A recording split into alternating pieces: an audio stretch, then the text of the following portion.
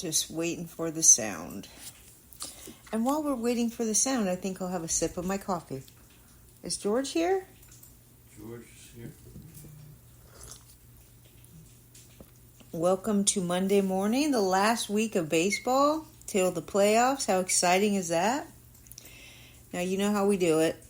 We just like to wait for the sound, and there it is. Okay, let me just tell the chat room sound is good. Refresh. And I'd like to say hi to everybody here. Nice to see you, George. We really do miss you, Mr. George, in the chat room, so we're happy to have you back today. And I don't know, it seems like George disappeared now. Where did he go? All of you are refreshing and getting the sound, and we really appreciate you coming and joining us today. As soon as I say hi to George, he leaves the chat room. Now, Gallo's here. Welcome to Gallo. Gallo and his wife, I can't remember your wife's name, but I should know from now on, since the two of you were literally married on the day I was born in 1975. That's so awesome. I just can't get over it. So welcome to Chris. Tell me your wife's name so I can include her along with the rest of the wives of the chat room. You're probably wondering why it's me today and not the legend. Well, today is Yom Kippur. It's a day of atonement. It is the holiest of days among the Jewish calendar. And so Lenny is here and he's perfectly fine. Maybe a little bored because he's not allowed to do anything today. He can't eat for 24 hours, which I hate because I don't think it's good for him. But I still respect his wishes, his religion, and his beliefs. And so, yes, we celebrate Hanukkah and Christmas in this house, and we celebrate every holiday we possibly can. And Debbie, welcome to the chat room. Debbie and Chris Gallo, married on the day I was born in 1975. I love it. Taco, King Hap are here.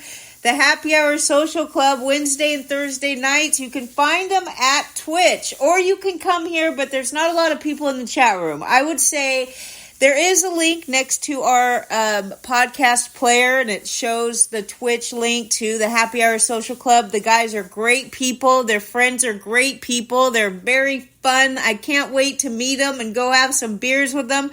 Taco lives in Florida. King Hap up in Boston. And Taco is married to King Hap's sister, Sunny D, who we also love. And, of course, I'm rooting for King Hap's wife to win football this year. Go Jolene. We love the woman power. Anyway, that's that. So welcome aboard, everybody. Welcome to Data Premiere. Danny Fuller, who keeps trying to talk shit to me about Machado, telling me that he's a punk.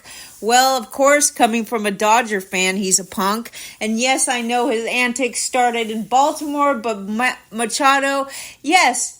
But look at the people that dislike Machado. It's never his teammates, and it's never his coaches, and it's never the fans of the whatever team he's on. The people that don't like Machado have to play Machado, and they root for teams that have to play Machado. So you could call him a punk. He did say the F word live on TV. I think that's fun. I don't care. I know maybe if I had kids, I wouldn't appreciate it, but all the kids around here are grown and out of the house. So let's get started. X-Cutter, nice to see you. Laura is here. Leonard Donaldson, Rotorius, Tommy Johnson, Unholy, Toledo, welcome back, okay, to the chat room. We have missed you, and we're going to talk about the Cubs. And every time we talk about the Cubs in this chat room, we think of you, Unholy. So welcome back, my friend. It's great to see you. I don't know. I thought Boston Paul was here. I can't see the guests because my iPad only goes down so far in the chat. So if you're here, Boston Paul, welcome aboard. Mike Trout being moved to the 60-day injured list, and Phil Nevin says Trout's season is over, just like the Angels' season is over. So not a huge loss there, and hopefully Trout will be ready by next season. I don't know. How much are you going to pay for Trout? I know his price went down a lot this season. A lot compared to being drafted in the first round. And the last couple of years, he's fallen down. But he still does get drafted in the first round. I doubt next year will be the same case. So, Triple Play, great to see you. Thanks for checking in. If you're a guest, you're going to have to say hi in chat so I could see who you are. $25 for Trout. We have a bid on Mike Trout. Going, $25. Boston Paul talking shit to King Hap because his team is about to beat him in football this week. Of course, it was the first thing I saw when I woke up this morning from Boston Paul. He really likes to talk trash to his people, but he did lose last week. So talk all the trash you want, but a win is a win and a loss is a loss. Now, I do think Boston Paul has an edge on Hap tonight. Hap has a receiver, I think, or a running back. He has one position player and one defense, while Boston Paul has a quarterback tonight. So we'll see what happens, but Boston Paul is ahead about 50 points.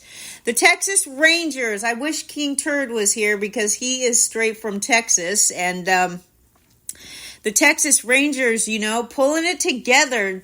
They were left for dead after they were swept by the Astros, but right now they have a 2.5 game lead in the American League West, and their magic number is 5. Yes, Hap does like to talk trash, but only to Taco. Just kidding. I know he talks trash to everybody, but he's very hard on Taco. Okay? The Astros being swept at home by the Royals is a pretty shocking pennant race result, and I would say good for Kansas City for playing hard until the end. The Mariners did not hold a lead after any of the 27 innings of their weekend series at the Rangers. They do remain tied in the loss column for the final American League wildcard spot with the Astros, and the Mariners own the tiebreaker. There's 7 games left, and all of them are in Seattle. What a great ending to the season here with these two teams. Aaron Judge and Matt Olson, let's compare their last 162 games. And make a long story short, I'm not going to read all the stats to you, but I could say this.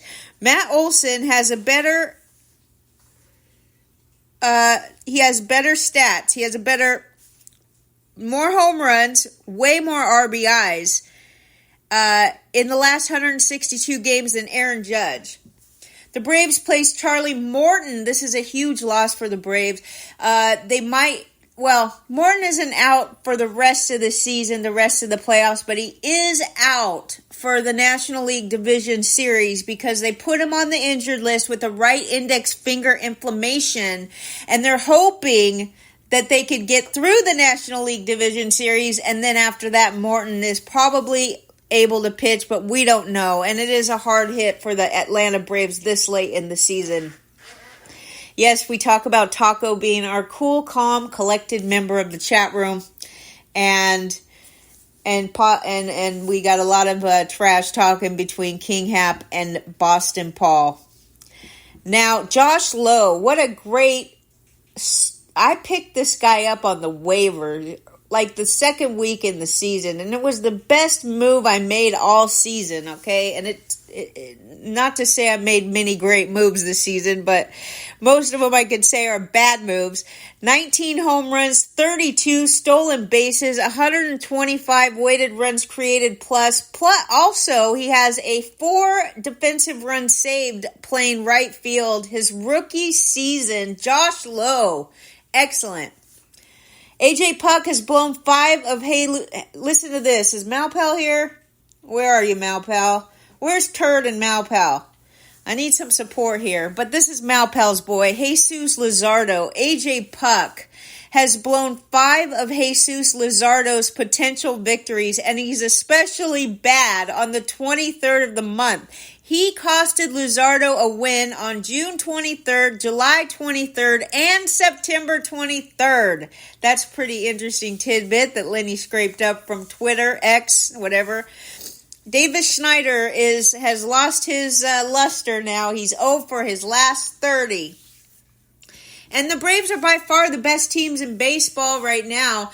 Max Fried has a blister issue. Charlie Morton, right index finger inflammation. This is a hard hit for the Atlanta Braves because you also have Atlanta, Philly, Milwaukee, and the Dodgers all having a legitimate chance of getting to the World Series. And these are who we have to face, the Braves. Mal Pal, I want you to hear this tidbit. Let you get situated real quick. Make sure you got sound. Let me know when you have sound, Mal Pal. I got to tell you what AJ Puck has done to your boy Luzardo. Good morning to Mitchell. Hello to the Hartson brothers. Great to see you and have you aboard. Mal Pal, are you there? Let me see. He's here. I don't want to repeat this if I have to repeat it again, because I'm not letting it get by without you knowing this. All right, I see you typing. That means you're here. Listen to this. AJ Puck has blown 5 of Jesus Luzardo's potential victory. AJ Puck is especially bad on the 23rd of the month, and he cost Luzardo a win on June 23rd, July 23rd, and September 23rd. So that's for you, Mal Pal.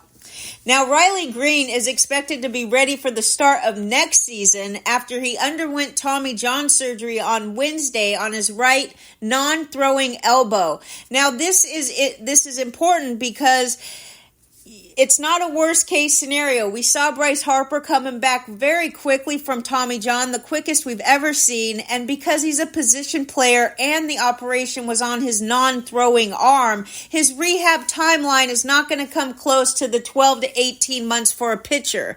So it is possible and probable that the Tigers will ease him into things in spring training, but all the signs point to Green being ready to roll on opening day. Hello to Merrill. Hello, John Garofalo. I hope it's beautiful sunny day over there in Oregon. Great to see you. Thanks for getting up early today. I'm sure you did it for Lenny, but he's celebrating Yom Kippur today. Who? John won his league. He won his league. John won his league. Great for you. Congratulations to John for winning your league. Julio Rodriguez of the Mariners leads the American League in hits, and he's third in the American League in RBIs and stolen bases. He's got 177 hits, but Marcus Semien is right on his tail, by the way, which is interesting because these two teams were just playing each other. Julio has 36 stolen bases and 100 RBIs. The last player to finish in the top 3 of the American League in each of those categories in the same season was Minnie Minoso in 1957. Unholy was at that game. Reds' Alexis Diaz has given up 7 earned runs in the last 2 outings. This brought his September line to 9.39 ERA, a 6.21 xFIP, 7.2 innings pitched and 10 runs allowed, 8 earned on 10 hits. There was some bad luck for Alexis Diaz, a 370 batting average on balls in play, and he did not give up a single home run in this span, but a 15.4% strikeout to walk ratio, or strikeout minus walks, is not ideal. Great day in Oregon. Yes, they blasted Colorado on Saturday. Blessed Yom Kippur to Lenny. Data Premier eliminated. These fantasy championships are hard to come by. He was cruising in first all season. One bad week at the wrong time. And absolutely, there is tons of pure luck involved in these head-to-head games. Points head-to-head. There's a lot of fun to be had in these leagues, but there is a lot of bad luck in these leagues too. And I think that if you really want to get down to the nitty and gritty of how good you are at fantasy, putting together a good team and allowing and getting yourself to win in Roto, that will never happen to you in Roto. If you are ahead, if you're leading the league all season, chances are good you're going to finish that way. But you get put in the playoffs against the 6th best team in the league, and all of a sudden you have a bad week and you're done. So I totally agree with you. Great to see you, King Turd. I was wondering where you and Malpal were. I had to start the show without you, and I didn't appreciate it. Now, the Texas Rangers pulling it together at the end. That's why I wanted you here to talk to you about them. Now, I did already a couple of tidbits, but we'll talk more about the Rangers because they're doing great. There's 6 pitchers who have thrown more than 120 innings this season with a 30% strikeout rate. No big surprises. Now, Malpal, this is for you guys and everybody in the chat room. I want you to take a guess at who this pitcher is. There's 6 pitchers who have more than the 120 innings with a 30% strikeout rate. No big surprises in the first 5. It's Spencer Strider, Blake Snell, Ohtani, Kevin Gausman, and Freddie Peralta. But who's the number 6 pitcher with at least 120 innings and a 30% strikeout rate or higher? I really want to hear from the chat room on this one. And Malpal gets it right away. He talked to me yesterday about Pivetta. He said Pivetta could have a good season next year, and I said, that's interesting. That's me egging him on to explain what he means about Pivetta. Take a look at his stats. Malpal, tell him what you texted back to me in the chat room. But Pivetta, I would keep an eye on him for next year. Better than I thought. Now, Malpal did point out that he hasn't been inducing as many ground balls as he should. But if he gets his ground ball rate back, this guy could be a monster pitcher for $5. I mean, it's worth taking a flyer on. Absolutely.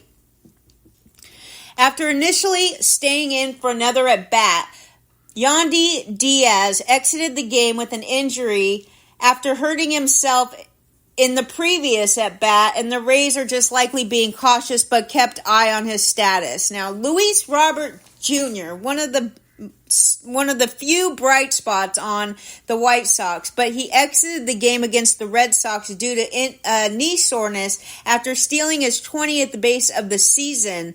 Robert has had an excellent season, but he is going back to Chicago to be evaluated. Edward Cabrera, 95.6 mile an hour changeup. That's the fastest changeup for a strike in StatCast history. Also throwing a lot of changeup, Christopher Sanchez, the pitcher for the Phillies, first MLB pitcher with 10 or more strikeouts via changeups in a single game since Luis Castillo did it in 2019. Sanchez forced 20 whiffs for the second time this month. He's been shaky since the start of August, posting a 4.24 ERA in 9 starts, but he has 54 strikeouts and 8 walks during that stretch. He will carry a 3.48 ERA into his next start, which is currently lined up on the road against the lowly Mets. Michael Lorenzen is the 10th pitcher to throw an individual no-hitter and record a save in the same season since saves became an official stat in 1969. Now we're going on to the games. We're right on time. Turd says his home league is a points league. We only allow 1 reliever per day, so that gets sweaty. And there are some great points leagues. I mean, I really enjoy doing the points leagues. The head-to-head matchups make it fun. Every week it's fun because you basically start over every week, but there is a lot of luck and timing involved. So, oh, suck it, Danny. I apologize, Penny, for saying that to your husband, but he deserves it. The Toronto Blue Jays beat the Rays 9-5 to take 2 of 3 in a series of potential playoff opponents. Toronto extended their lead for the second American League wild card to 2 games over Houston and 2.5 games ahead of Seattle. Tampa has clinched at least the American League's top wild card, and they're 2.5 games behind Baltimore, which has the tiebreaker, and the Rays have 5 games remaining. George Springer hit an inside-the-park 3-run homer. Vladdy Jr. homered twice. Bo Bichette went deep. Isaac Paredes hit his 30th homer, if you can believe that. UC Kikuchi was pulled after 3 runs and 9 hits over 4 innings. Taj Bradley retired 10 in a row after Springer's homer. The rookie allowed 6 runs and 7 hits in a career-high 7 innings. 20-year-old rookie Junior Caminero drove in his first run. Trevor Richards got the win, and Brandon Belt could be back in the lineup tomorrow. Big Al. Hello, Big Al. Great to see you this morning. Hope you're doing great over there. in Queens or close to the city. New York was mathematically eliminated. This is the Yankees. Mathematically eliminated with a 7-1 loss to the Arizona Diamondbacks, but Zach Gallen got his 17th win. Yankees are in danger of finishing with a losing record for the first time since 1992. New York has 37 injured list stints this year. They would have 85 wins if they finish 7-0 in their next 7 games. In their streak of 30 straight winning seasons, the Yankees have never won fewer than 84 games. Arizona won for the 6th time in 7 games and remained a position for the second National League wild card. They're a half game. They're a half game ahead of the Cubbies. The Diamondbacks did clinch their first winning season since 2019, but my boy Zach Gallen, who is now 17-8, allowed 3 hits in 6 innings, struck out 8, walked 2. He won for the 3rd time in 4 starts and posted his 8th scoreless outing this season. Gallen is second in the majors in wins, right behind Spencer Strider. Now, Carlos Rodon, what a crappy year this guy is having. I'm thinking he is going to be very, very accessible next year in drafts. He's got a 3-7 record on the year. He allowed 5 runs yesterday. 3 of them were earned and 5 hits and 6 1/3. So, hey, at least he's going into the 6th inning, right? At least he's going into the 7th inning. Did he strike anybody out? That's the question, because here's the thing with Rodon. No matter if you can count on his health, which we know you pretty much can't, he's had a couple of good, healthy seasons, which made us all forget about all of the seasons that he was not healthy. But the one thing you could rely on is strikeouts with this guy, and I'll tell you what, I'm drafting him next season. I got it, Leonard. I got it. You're not supposed to answer the phone today. Ketel Marte was scratched from the lineup, and Merrill Kelly goes against Clark Schmidt today. They are making up the postponed game from Saturday. The Washington Nationals defeated the Braves 3-2 in the first game of a doubleheader yesterday. Atlanta was denied in its first attempt to win its 100th game of the season, and the Braves are seeking back-to-back 100-win seasons for the first time since 2002 and 2003. The last-place Washington Nationals had lost 2 in a row and 8 of their last 11. They're 69-87. This is after the first game of the doubleheader. Sean Murphy homered. Jacob Young drove in 2 runs. Jackson Rutledge allowed 3 hits and struck out 4 over 5 innings in his 3rd career start. Alan Winans was recalled from AAA Gwinnett, surrendered 2 runs and 7 hits in 5 innings. He struck out 6 in his 5th start for the Braves. Kyle Finnegan earned his 27th save, and Kyle Wright will finish the season in the bullpen. Atlanta placed Morton on the 15 injured list. We already talked about that. But according to Snitker, he says he's going to miss the division series, and hopefully we can advance and have him ready for the LCS. The championship series. The second game of the doubleheader between the Nats and the Braves, Spencer Strider earned his Major League leading 19th win. The Braves did get their 100th victory of the season. They defeat the Nationals 8-5 for a doubleheader split. Atlanta now has won back-to-back games, Atlanta has now won 100 games in back-to-back seasons, and the last place Washington Nationals dropped 3 of 4 in the series, and they've lost 9 of 13 overall. Kevin Pillar and Forrest Wall homered. Orlando Arcia drove in 3 runs. Luis Garcia and Lane Thomas homered. Strider pitched 5 2/3, 4 runs on 7 hits, struck out 4. He's got 274 strikeouts on the season. That's 2 shy of John Smoltz's 1996 single-season modern franchise record. Atlanta quickly erased the 3 runs that Washington scored in the 3rd inning off a Strider, with Matt Olson and Arcia hitting RBI doubles in the 4th against Joan Adone who gave up 4 runs and struck out 5 in 4 2/3 innings.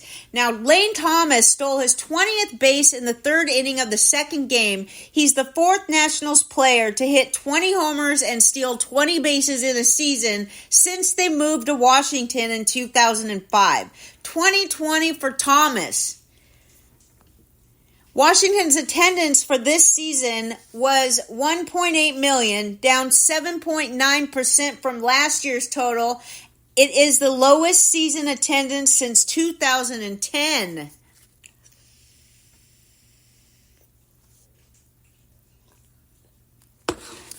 Great action in the chat room. We're having a great time today, as we always do.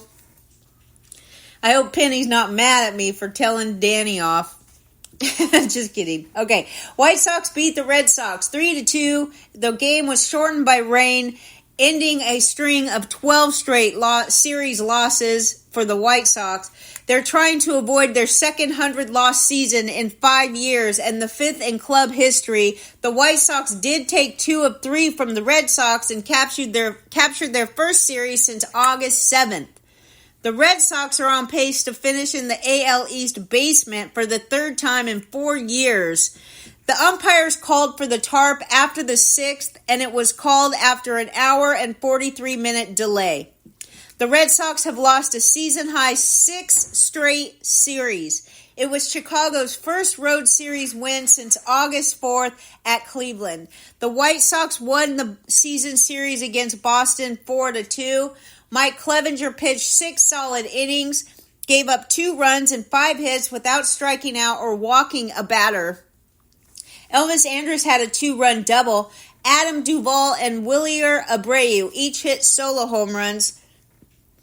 Chicago outfielder Luis Robert Jr., we told you he left with a sore right knee right after stealing his 20th base. He had 38 homers and 36 doubles. He's the first White Sox player with 35 homers, 35 doubles, and 20 steals. The White Sox scored twice with just 1 hit against Cutter Crawford to take a 2-1 edge in the 5th, and Crawford also walked a pair of batters. The White Sox placed Jesse Scholtens on the 15-day injured list, and he is done clearly for the season. Oh, good, Penny. Go, Penny. Okay. Miami Marlins beat Milwaukee 6-1 on the 2nd straight day. They prevented the Brewers from clinching the National League Central.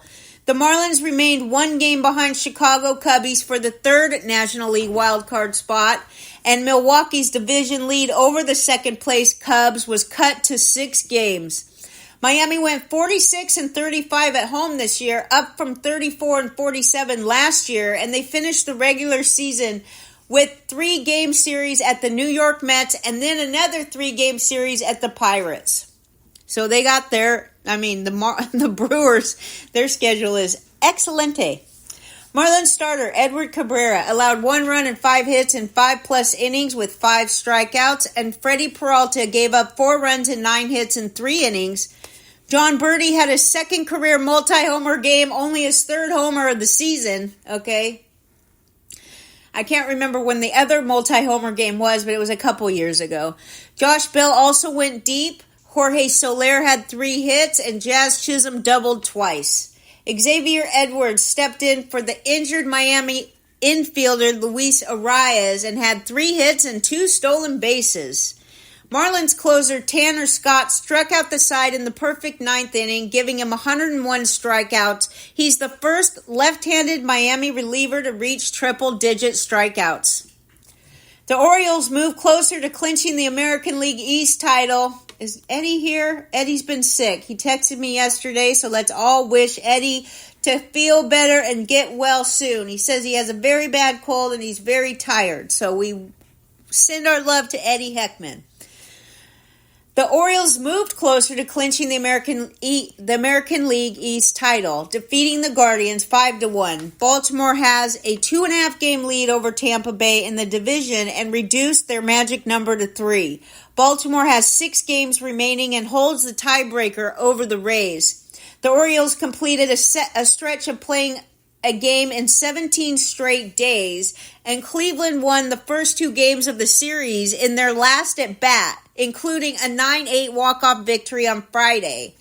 Kyle Gibson pitched 7 strong innings. He allowed 1 run and 5 hits. He struck out 4. He was pulled after a leadoff double in the 8th. And Adley Rutschman reached base 4 times. He doubled twice, drove in a run, and drew 2 walks. Tristan McKenzie was activated from the 60-day injured list before the game. He issued a career-high 6 walks in 1 2/3 innings, making his 3rd start of the season because of elbow and shoulder injuries. McKenzie threw 19 strikes in his 52 pitches and was pulled with the bases loaded in the 2nd. He allowed 3 runs and didn't strike out anybody. He didn't attribute the poor outing to his injuries. Now, last year, McKenzie was 11-11 with a 2.96 ERA, but he strained his shoulder in his last start of spring and was sidelined until June 4th. He returned to the injured list after 2 starts because of an elbow sprain, basically spent the entire season injured. Jordan Westburg started Baltimore scoring with an RBI double in the 2nd. Jorge Mateo followed with a run-scoring ground out, and Anthony Santander drew a bases-loaded walk, which ended McKenzie's outing.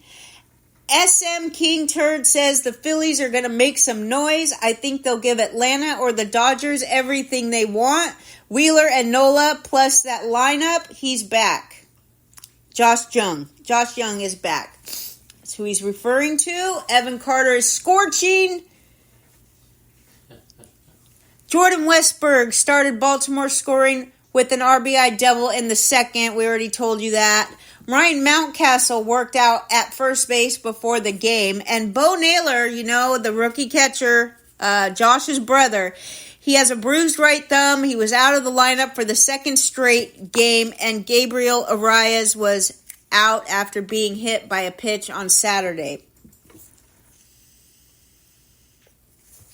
Will Jackson Holiday get the call this week? That's King Turd's latest favorite little youngster coming up. We're going to talk about the Reds, and we're going to talk about Elly De La Cruz. And I'm going to set the record straight here for you Elly haters out there in La La Land, okay? The Reds are a much better team with Elly. I will tell you that the camaraderie in the clubhouse grew extensively after Elly was called up.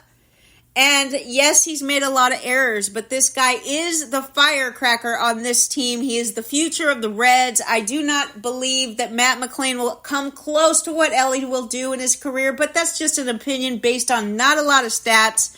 I feel I have to root for this kid extra because the people out there knocking him down, expecting him to be Mike Trout his first season or whatever, it's ridiculous. This guy is so young. The Reds bounced back yesterday from a historic collapse the night before. They beat the Pittsburgh Pirates 4-2. Cincinnati stayed 2.5 games behind the Cubs for the final National League wild card. The Reds have 5 games remaining. They're all on the road. Despite starting the season 20-8, the Pirates are now 74-82 and are assured of their 5th straight losing season. Now, this is the most exciting thing for the Reds, and I bet if J.R. Mance was here with his family, he would tell you this is exactly true, that the fans love going to see the Reds. The Reds drew 2 million fans to Great American Ballpark for the first time since 2015. The season total of 2 million included 10 sellouts, the most since 2012. Those numbers came after a record low attendance of 7,000 on April 17th before the arrival of Elly De La Cruz. TJ Friedl hit a 2-run homer, drove in the tie-breaking run. Joey Votto received great ovations from the crowd all day. Every time he came up to the bat, he got a standing ovations, and he singled in what could be his final home at bat for the Reds. Votto did not say he was retiring, but his contract does end after this season. Christian Encarnacion Strand added a solo homer for the Reds. Jose Hernandez took the loss. Lucas Sims earned the win. Reds lefty Brandon Williamson retired 12 of his first 14 batters.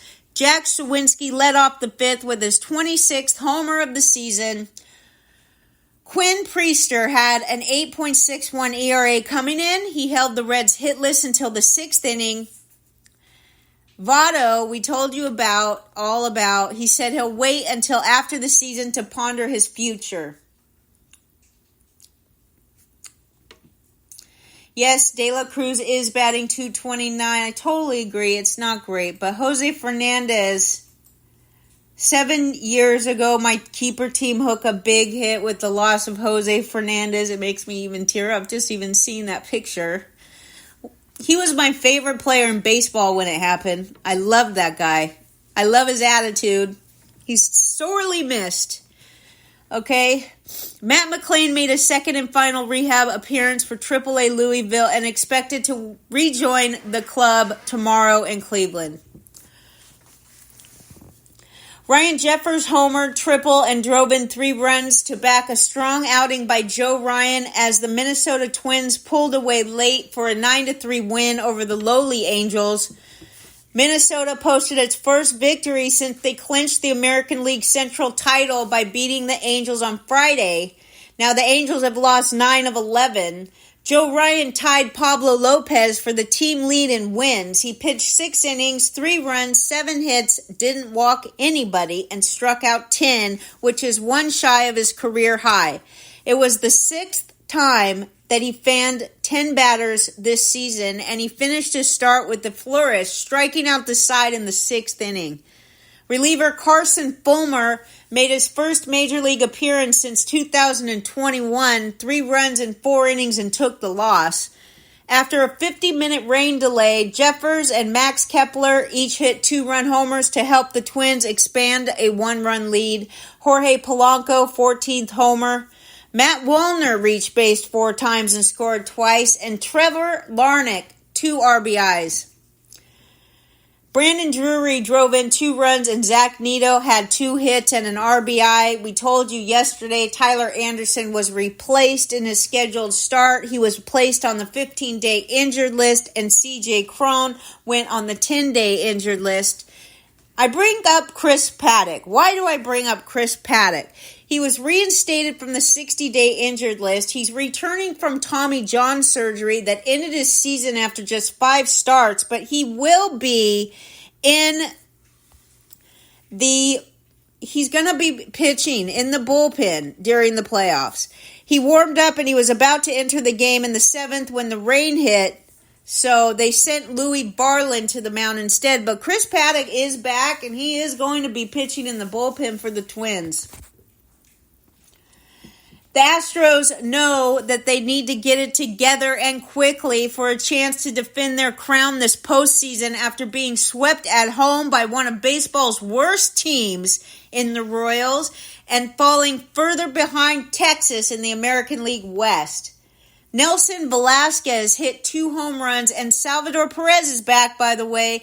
He homered yesterday. Matt Duffy homered, and the Kansas City Royals beat the Astros 6-5. Houston now 2.5 games behind the Rangers in the division and a half a game ahead of Seattle for the 3rd and final wild card spot.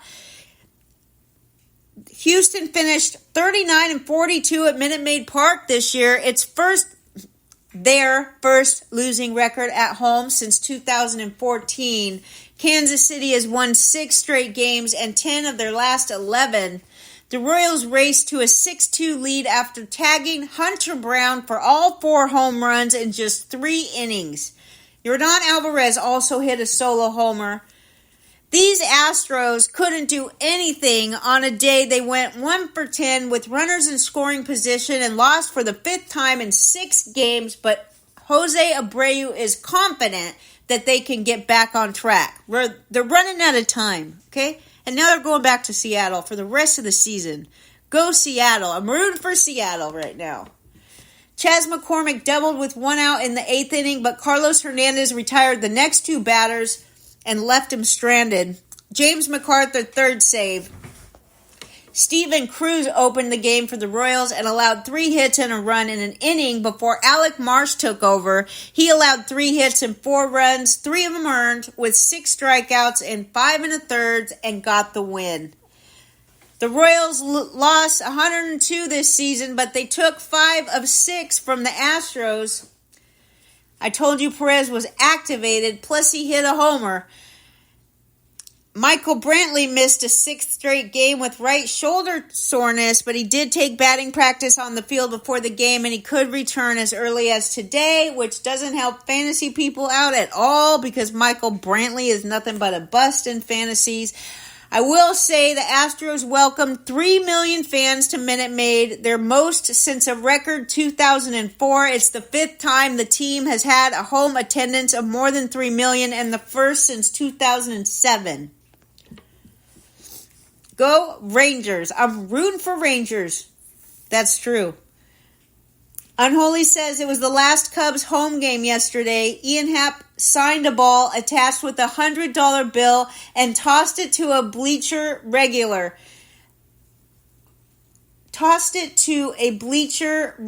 Pitcher instructing him to buy some beers. I think he means that the Cubbies' Ian Happ signed a baseball, attached a $100 bill to it, and tossed it into the bleachers with a note that said to buy some beers. I love it. That's excellent tidbit from Unholy. That's why you're our resident Cubby fan, okay? Let's talk about the Cubs. Patrick Wisdom put Chicago ahead with a 2-run homer in the 6th inning. Seiya Suzuki had 2 hits and scored twice. The Cubs helped their playoff chances by beating the Rockies 4-3. The Cubs swept a series for the first time since September 4th through 6th against San Francisco, and Colorado fell to a major league worst 22-59 on the road. Attendance was 37,060 at Wrigley. The season total was 2.775, up from 2.6 last season. That's million, by the way. Yan Gomes drove in 2 runs. The Cubs remain a game in front of Miami for the National League's final postseason berth. Chicago's a half game behind Arizona. Jordan Wicks allowed 3 runs over 6 innings for Chicago in their final home game of the regular season. The Cubs have won 3 straight after dropping 7 of 8. Brendan Rodgers and Nolan Jones homered for the Rockies in their franchise record 99th loss of the season. But Nolan Jones, an NL Rookie of the Year candidate, put Colorado ahead 3-1 with a solo shot in the 6th. And guess how many homers Nolan Jones has? 18, my friends. Ty Black gave up 4 runs on 6 hits and 5 1/3, and Merriweather earned his 2nd save. Heimer Candelario has progressed with baseball activities as he nears a return from a lower back strain, and Adbert Alzolay has a forearm strain. He was expected to throw another bullpen yesterday. They're trying to get these guys back. Don't touch Macho Manny. He would kick your ass, Danny. The Texas Rangers secured a crucial 3-game sweep of the Mariners. The Rangers are suddenly 2.5 games up in the division and hit the road for the final 7 games, looking to wrap up the number 2 seed in the American League playoffs and home field advantage in a division series. Texas has its first winning season since 2016 with 85-70 record and won their 5th consecutive game. Seattle was swept for the 2nd time in 3 series. Seattle trails Houston by a half game for the 3rd and final wild card. The Mariners play their final 7 games at home, starting with the Astros on Monday before meeting Texas again in a season-ending 4-game series. I'm sorry, I misspoke when I said that the Astros are playing the Mariners for the next 7 games. That's not true. The Mariners are at home all 7 games, but they're playing the Astros for 3 and the Rangers 2. So, I don't know if the Astros 3. Anyway, they're playing the Rangers and the Astros in their final 7 games. The Rangers get to start the week at the Angels, today. The Rangers, they drew 35,412 fans to finish the season at 2.533 million, an average of 31,272 fans per home game. The total was the club's largest since 2016, the last time the Texas had a winning record. The Rangers saw a 26% increase from last season, which is the biggest year-to-year jump since a 31% increase in 1996. Now, Marcus Semien, right up there with Julio by the schoolyard. Marcus Semien homered twice, his third multi-homer game this season, his 10th leadoff homer this season, and extended his club record. All of these leadoff homers, his 10th leadoff homer this season, extending his club record. Now, his third multi-homer game this season, I think they've all happened in September. I'm not sure. One of these two things happened, all of them in September. But he still has 178 hits for the season so far. And Corey Seager, what a man, having his 33rd home run yesterday among a season-high 6 homers for the Rangers. That includes Adolis Garcia, Leody Taveras, rookie Evan Carter, okay? The Rangers had their most homers in a game at Globe Life Field. Teoscar Hernandez homered and drove in 2 runs for the Mariners. Jose Leclerc finished for his 4th save, and the bullpen this time was a big part of the reason that the Rangers dropped as far as 3 games back earlier this month after leading the division all but one day of the season into late August. But they did get the crucial outs they needed in all 3 games to improve to 8-1 against the Mariners this season. Brian Wu matched the 6 runs he allowed in his debut, and Eovaldi won for the first time since July 18th, making his 5th start since missing 7 weeks with the right forearm strain. He left with the bases loaded and a 7-2 lead in the 6th, but ended up allowing 5 runs in 5+ innings. Tito Luna. Hello to Tito and Jeter Luna. Great to see you.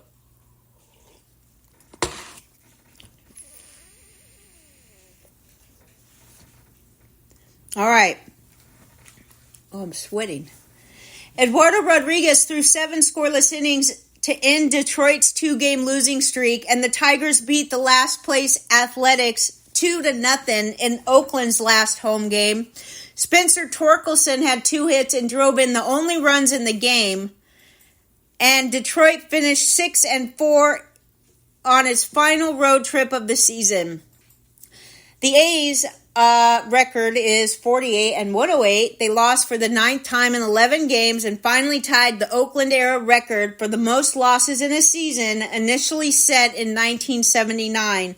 The A's also tie the franchise mark of 55 home losses. Now, this is interesting if you could believe this. Yesterday's game, the last home game of the season, drew a crowd of 13,102. They were repeatedly chanting, "Sell the team."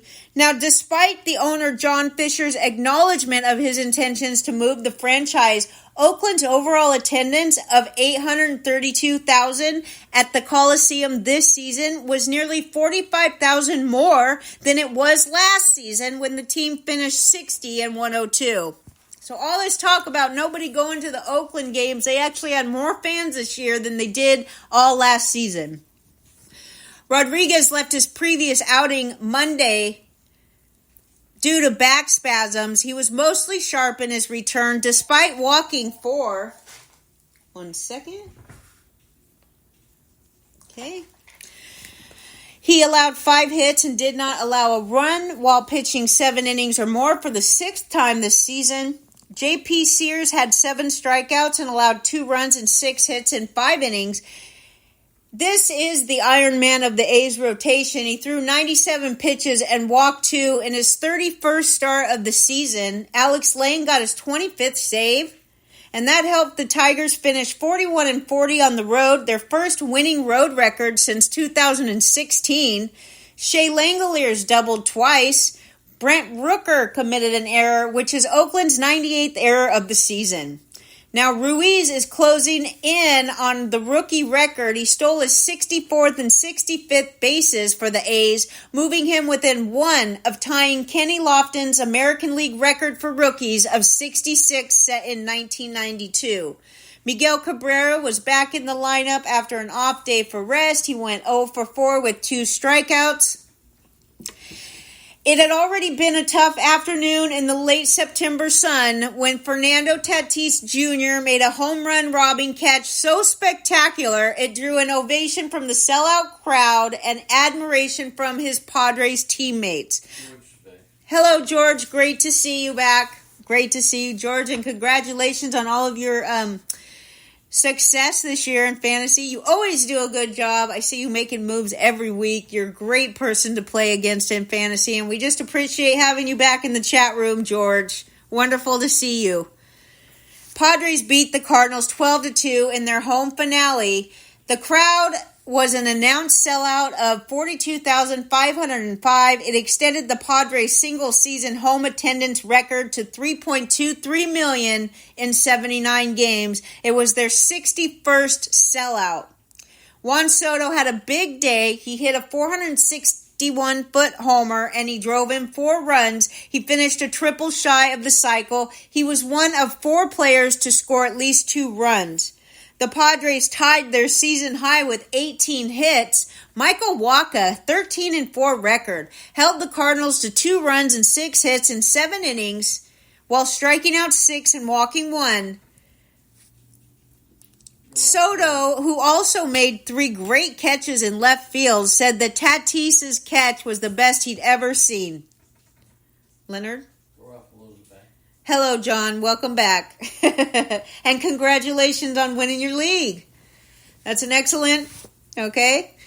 Tatis is 25-25 despite missing the first 20 games. He said it would mean a lot to him to win a Gold Glove. You and everybody else. Jose Azocar homered for the Padres. The Padres had 9 extra base hits in winning for the 9th time in the last 10 games. Their best stretch of the season, obviously coming a little too late. They've been under 500 since May 12th, despite their payroll of $250 million. Xander Bogaerts doubled, tripled, and scored twice, but the Padres basically eliminated from the race after the Cubs and the Diamondbacks both won. Soto hit a 3-run homer off lefty Drew Rom in the first inning, which is his 33rd of the season. Drew Rom allowed 8 runs, 6 earned, and 11 hits in 3 1/3. Luis Campusano also had 3 hits, and Eguy Rosario tripled and scored and then hit a 2-run double. Luken Baker, 2-run home run, which was his 2nd homer. The postseason bash hasn't reached Philly yet, but it's on deck. Castellanos hit his 29th homer to move Philly within 1 win of a National League playoff berth after a 5-2 victory and a 4-game sweep over the Mets. Christopher Sanchez, we talked about him in the tidbits section, struck out 10 in 7 innings. Michael Lorenzen got his first save. The defending National League champion Phillies will try to wrap up a 2nd straight playoff berth when they send Aaron Nola to the mound tomorrow against Pittsburgh at Citizens Bank Park.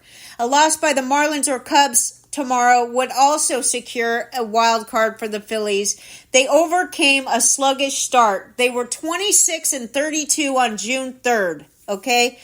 Now, it was a gloomy Sunday in Philly. It rained so much that the first pitch was pushed back 5 hours. The Phillies got to work early on the Mets.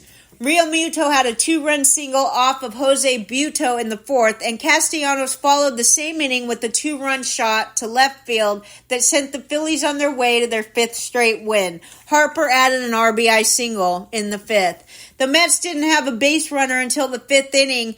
Buto did strike out 5, but threw 86 pitches over 4 innings. Ronnie Mauricio hit his 2nd Major League homer, and Phillies reliever Orion Kerkering struck out 2 in a scoreless 8th in his big league debut.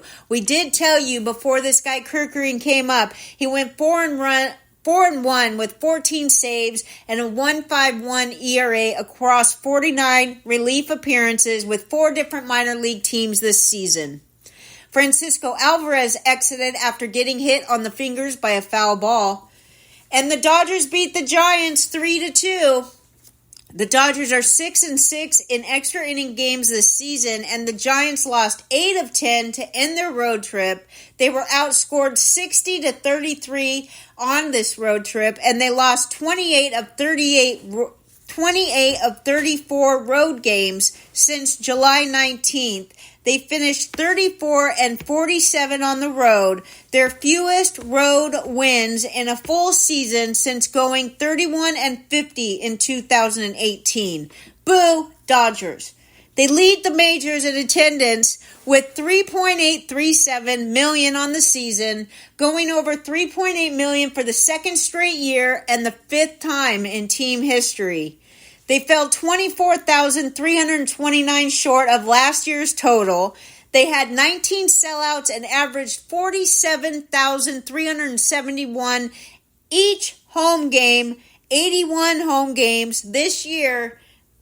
Very close to last year, not more than last year, but very close. Including this season, the Dodgers have led the majors in attendance for 9 consecutive full seasons. Unbelievable, since I remember hearing that the Red Sox still sell out every game at Fenway. I think the Dodger Stadium holds like 60,000, 50,000 maybe. I don't know. They hold a lot. Including this season, the Dodgers have led the majors in attendance for 9 consecutive full seasons. All right? That doesn't include the pandemic shortened 2020, but still. The Giants loaded the bases in the top of the 10th, but the Dodgers got out of trouble with an amazing inning-ending double play. The Giants also loaded the bases in the 9th against Evan Phillips. Lance Lynn, now a Dodger, gave up Major League leading 43rd home run, 403 foot to Lamont Wade. Lynn also allowed 2 runs and 5 hits in 6 innings. He struck out 6 and walked 3. And James Outman went deep on the first pitch from reliever Tyson Beck for his 22nd homer of the season. How much are we paying for James Outman? J.D. Martinez also doubled. Now Mookie Betts showed off his defensive skills with back-to-back diving stops to end the 5th. And that is it, my friends. Right on time. Okay. Is George here or not? Are you here, George? No. He's in and out. I know he's a very busy man, this George. So anyway, thanks for coming to see us. Love to see you. Kenny Flamia here. Great to see you. And I'd like to reiterate, nothing's wrong with Lenny. He's observing a Day of Atonement. It's Yom Kippur today, the highest of holy days, according to the Jewish calendar, and we celebrate all the holidays here. But Lenny is not doing much of celebrating today because his goal is to be close with God. He doesn't get to eat. He doesn't get to play on the internet or watch TV. So basically, Lenny will be napping all day, talking to God in his dreams. And they say that this day is the day that you're closest to God. So that's what Lenny's doing. And he'll be back tomorrow, all refreshed and everything. Thanks so much, everybody. Have a great Monday.